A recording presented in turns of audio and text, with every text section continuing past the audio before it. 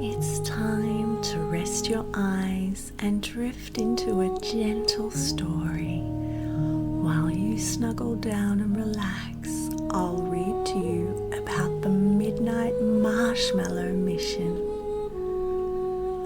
Marvin was the kind of kid who always had a flashlight in his pocket and a marshmallow in his backpack. He loved adventures, especially the kind that happened at night when everything was quiet and the stars peeked through the trees like curious eyes. He lived with his family in a cozy house at the edge of the woods. His room was full of maps, binoculars, and a sleeping bag that smelled like campfire smoke. Marvin's best friend was a very fluffy golden retriever named Waffles, who snored when he was nervous and barked in his sleep when he dreamt of squirrels. One night, just as Marvin was brushing his teeth and humming the theme song from his favourite space cartoon, he heard a tiny knock on the window. Knock, knock, knock. He turned off the tap, wiped his face, and peeked behind the curtain. There, floating just outside his window, was a marshmallow. Not a regular one, a glowing, gently humming, floating marshmallow. Marvin blinked. "Waffles, are you seeing this?" Waffles looked at the window and gave a single confused bark, wagging his tail. Then the marshmallow zipped through the window, which Marvin was sure had been closed a second ago, and hovered in front of him. A sparkly spinning note appeared in the air. It read, "Dear Marvin, your help is needed.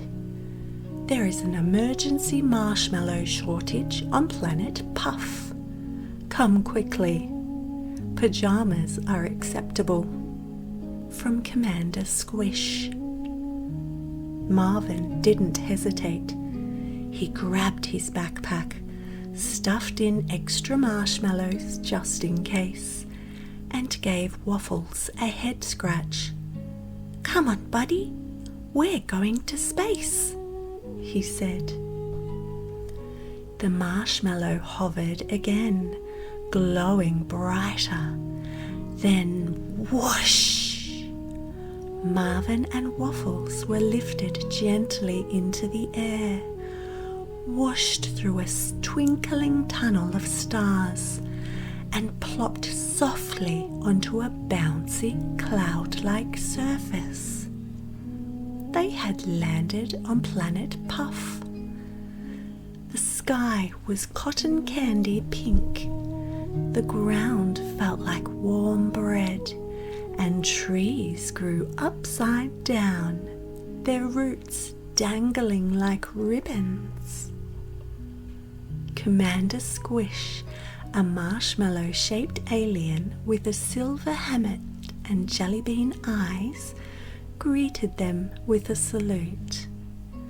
"Marvin, Waffles, thank marshmallow goodness you're here.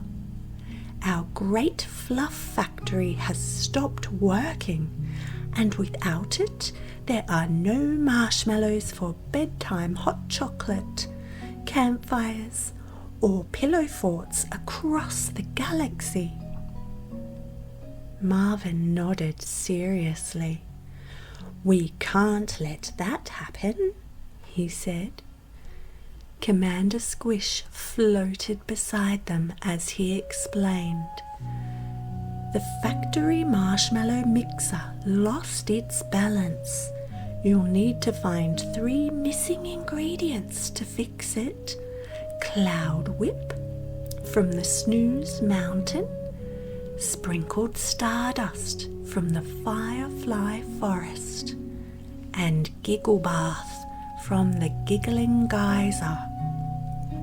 Waffles barked twice. Right, Marvin said. We'd better get started. The Snooze Mountain looked like sleeping polar bears. Snowflakes fell upward and the wind yawned as it blew. Marvin climbed carefully, Waffles hopping beside him. They reached the highest peak where a sleepy cloud sheep lay snoring. "Excuse me," Marvin whispered. "We need some cloud whip." The cloud sheep opened one eye and yawned. "Only if you can answer this riddle. Ready?" Marvin nodded. "What falls but never lands and drifts without a sound?" Marvin thought, and Waffles tilted his head. "Snow?" Marvin said. "Or maybe a dream?" The cloud sheep smiled. "Both are right, clever boy. Here you go." She handed over a swirly jar of cloud whip, soft as pudding. Next, they travelled to the Firefly Forest, where little bugs zipped around like golden sparks. The air glowed, and soft music floated between the trees. At the heart of the forest stood a tall jar on a pedestal. Inside sparkled the sprinkled stardust. But as Marvin approached, a group of fireflies surrounded him. One spoke in a tiny, serious voice. "To take this dust, you must first dance." Marvin blinked. "What do you mean, dance?" The forest giggled. "We can teach you," said the firefly. So Marvin wiggled and wobbled. He spun and bounced and even did a tiny hop. Waffles joined in, flopping his ears and wagging like the wind. The fireflies clapped. "That's perfect!" They gave Marvin the stardust, glittering and warm. Last, they arrived at the giggling geyser, a bubbly fountain that burped up big, clear bubbles filled with giggles. But this time the geyser was quiet. Commander Squish returned, looking worried. "It only works when someone laughs." Marvin tried jokes. Waffles made funny faces, but nothing. Then Marvin remembered something. He reached into his backpack and pulled out his emergency marshmallow, the one with a smiley face drawn in a marker. "Remember this, Waffles? When we dropped it in the hot chocolate, it launched like a rocket." Waffles barked and then snorted. Marvin chuckled and then laughed too. Suddenly, the geyser gurgled.